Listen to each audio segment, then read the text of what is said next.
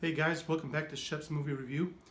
First off, let me apologize for the camera quality and the angle that you have me at.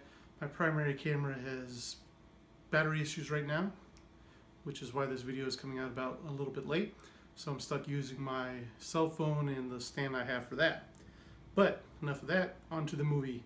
Tonight's movie is It, based on the Stephen King novel of the same name.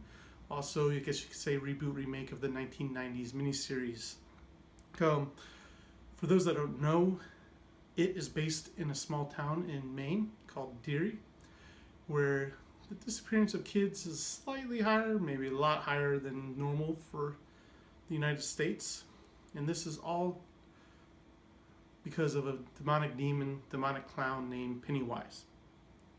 Now, right off the bat, I will say that I've never read the novel, and the last time I probably seen the miniseries was probably in the 1990s as well. So what does that mean to you? It means I'm coming in with a clean slate. I'm not biased either way on how well this movie was. But let's get into it. The first thing I want to say is that the kids in this movie, the Losers Club, the 7 kids that this movie kind of revolves around, did a phenomenal job. Their acting was really well done. I think the writers wrote them really well. They weren't your typical Hollywood kids. What I mean by that is, some Hollywood movies you see that, oh shucks, I'm sorry, I didn't mean to do that. No, if you're a teenager, you know that once you're outside of your parents' purview or eyesight, you're cursing with your friends, you're making mama jokes, you're talking about sex, you're talking about girls. And this movie brought that into this world. There were plenty of times where they made jokes and everybody in the audience was like, holy crap, what did they just say? And not because they made that joke, but yeah, the jokes are pretty funny, but because they weren't talking like we usually see in a Hollywood movie, which I think was a phenomenal job. Congrats to the director and the writers that actually took that step forward. Now, they also did something good where a lot of these kids had a good character development. You felt emotional connections to these kids. If there's not one kid in there that you connect to as a child back in when you were growing up, I'd be very surprised. And I think that touches on, and I'll get onto it a little bit later, when Pennywise interacted with these kids, you cared more about that scene because you understood the fear or the emotions that the kids were going through, and that gave you an added connection when that scene came through.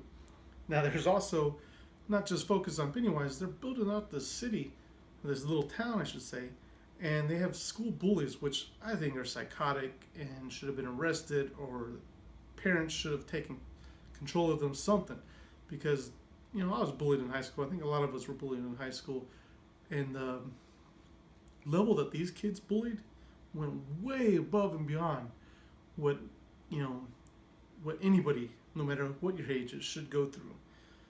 But bringing that writing in there, having just not even just Pennywise, but the bullies, showing us the emotional backstories for these kids. When you get to the scenes with Pennywise, you feel the intense, you feel suspense, you feel the emotional draw into that scene. I'm not going to classify it myself as a horror movie. Yeah, it does have some horror tropes, and I'll get into that a little bit later. But yes, there's a scary scene coming up, but it's not the jump scare that's getting you. It's how intense that setting is, how emotional the kids are portraying themselves on the screen, how suspenseful it is. That is what's drawing me in, or at least what drove me in. That it wasn't, oh, it's a jump scare, I'm scared, yeah, oh boy. But how they set that all up. Now, some of the things I find funny in this city is that this is a town that has a high disappearance of children. It's been like 10 months. It seems like every other day a kid is disappearing. There's walls with people's missing signs, and there's even a curfew for 7 p.m.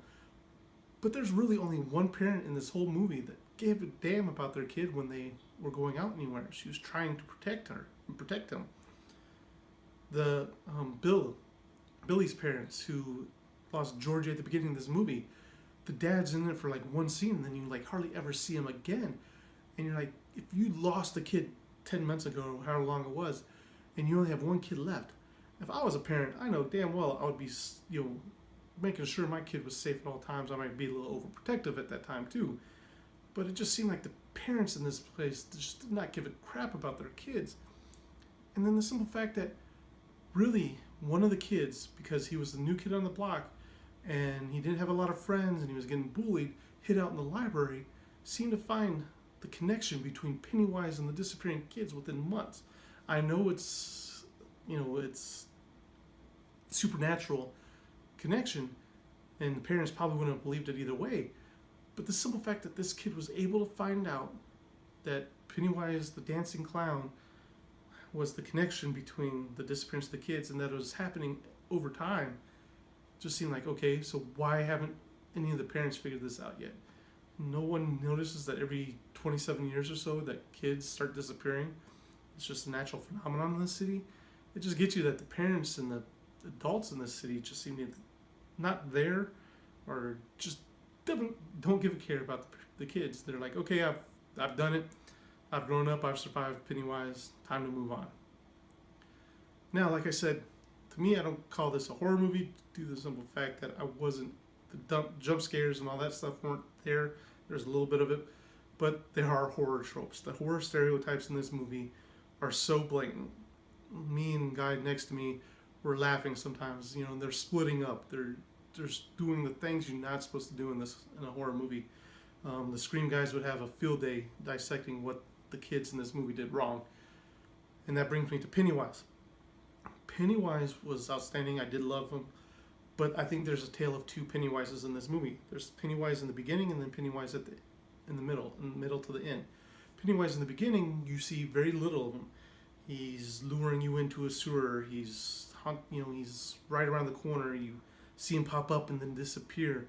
Because Pennywise uses the emotions, the fears of the kids to get them to come to him, or to, feed off them. And that's what adds to that fear, that scare, that emotional connection. Later on in the movie, where Pennywise is showing up more and more and more, I felt less afraid of him. It's like the more I saw him on the screen, the more I was like, he's a good character, but I don't really need to see him on the screen all the time. Show me him, doing that emotional terrorism. Show me him playing with these kids, getting under their skins, creating this fear so that way he can feed off them and survive. But guys, I think you can tell overall, my judgment for this movie is it's a must-see. I think the director did a really good job with this movie. From what my friends told me that have read the book, it's close to the book. I guess it's split in two. I guess part of the book jumps 27 years in the future when the kids are adults. I guess that's why there's It Chapter 2 coming out. But for It Chapter 1, it's a must-see. Go see it in theaters. You will not be disappointed. I see even the non-horror fans, go see this. Yes, you'll probably be scared, but I think you will enjoy the movie overall. But the one thing I will recommend, please, please, please, please don't take your kids to this movie. It will scare them. It will give them emotional damage. You will be paying for those therapy bills. So guys, if you've seen it, because this review is a little bit late, let me know in the comments below. What did you think about it? Do you agree with me? Do you not agree with me? But until next time, guys, I hope you have a good one.